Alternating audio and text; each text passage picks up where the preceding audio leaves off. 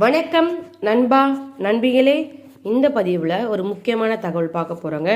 நிச்சயமாக எல்லாரோட வீட்லேயும் கவுளி இருப்பாங்க. அதாவது பல்லின்னு சொல்லுவோம், கவுளின்னு சொல்லுவோம், பெயர் சொல்லாததுன்னு சொல்லுவோம். ஏன்னா அவங்களுக்கு அவ்வளோ பவர் இருக்குங்க.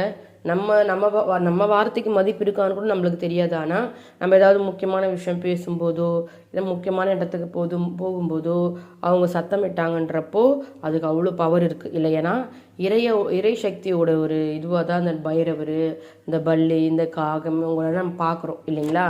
அந்த வகையில் பள்ளி சொல்லும் பலன் இருக்கு இல்லையா. ஒரு இடத்துலேருந்து ஒரு மாதிரி அவங்க சொல்லுவாங்க.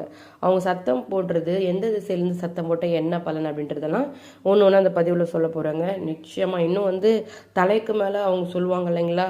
அதுக்குள்ள என்னென்ன பலன்றது ஒன்று நம்ம பார்க்கலாங்களா. முதல்ல தலைக்கு மேலே நீங்கள் உட்காந்துட்டு இருக்கீங்க, அதுக்கு மேலே உட்காந்து அவங்க இருக்காங்க, இருந்துட்டு ஏதோ நீங்கள் முக்கியமான விஷயம் பேசிகிட்டு இருக்கீங்க.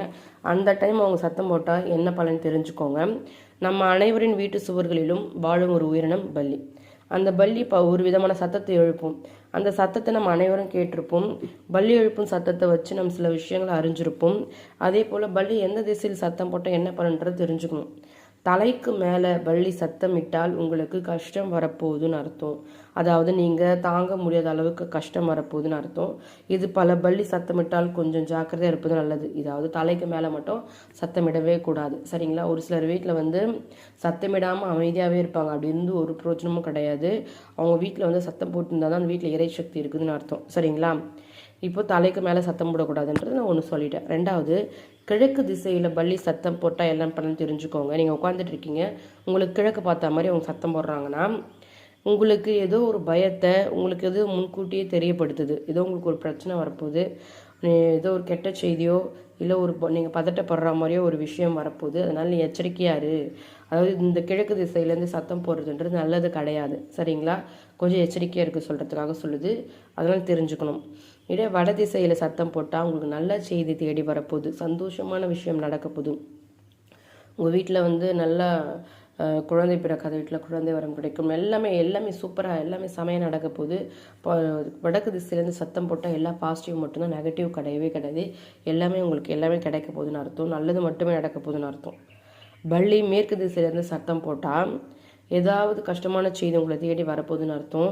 மேற்கு திசையில் சத்தம் போடுறதுன்றது கெடுதலை குறிக்குதுங்க. அதாவது இந்த மாதிரி சத்தம் இப்போது நான் இந்த இடத்துக்கு போகணுன்னு நீங்கள் நினச்சி வச்சுருப்பீங்க. ஒருவேளை அந்த இடத்துல அந்த நபரால் உங்களுக்கு பிரச்சனை ஏற்படலாம், போகாத அப்படின்னு சொல்கிறதுக்காக கூட அந்த திசையிலேருந்து உங்களுக்கு கத்திருக்கலாம். அதனால் பள்ளி சொல்லும் பலன் மிக முக்கியமான பலன், நம்மளுக்கு எதிர்காலத்திற்கு கை கொடுக்கக்கூடிய ஒரு பலன், சரிங்களா.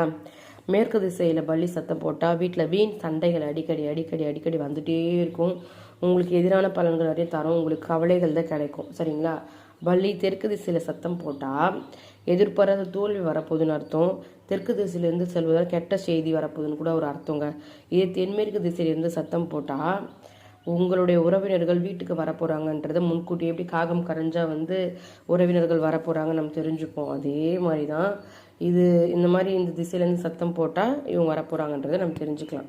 ஒவ்வொரு பதிவுக்கும் ஒரு பலன் இருக்குது. ஒவ்வொரு விஷயத்துக்கும் ஒரு முன்கூட்டியே ஒரு தகவல் இருக்குது. அதனால் இந்த பதிவை பார்க்குற யாராக இருந்தாலும் நிச்சயமாங்க எல்லாருக்குமே இந்த பள்ளி சொல்லும் பலன் தெரிஞ்சிருக்கணும். ஏன் அப்படின்றப்போ இந்த பள்ளி சொல்லும் பலன் தெரிஞ்சால் வீட்டில் ரொம்ப ரொம்ப ரொம்ப ரொம்ப நல்லது. வீட்டில் இருக்க கஷ்டங்கள்லாம் குறையும், வீட்டில் எல்லாமே நல்லதாகவே நடக்கும். அதாவது ஒரு பிரச்சனைகள் வரும்போது இந்த மாதிரி கவுளி சொல்லிச்சுன்றப்போ கொஞ்சம் யோசித்து எச்சரிக்கையாக கவனமாக இருக்கிறது நல்லது. ஏன்னா நம்ம சாமியோட ஒரு மறு உருவமாக அவங்கள பார்க்குறோம் இல்லையா.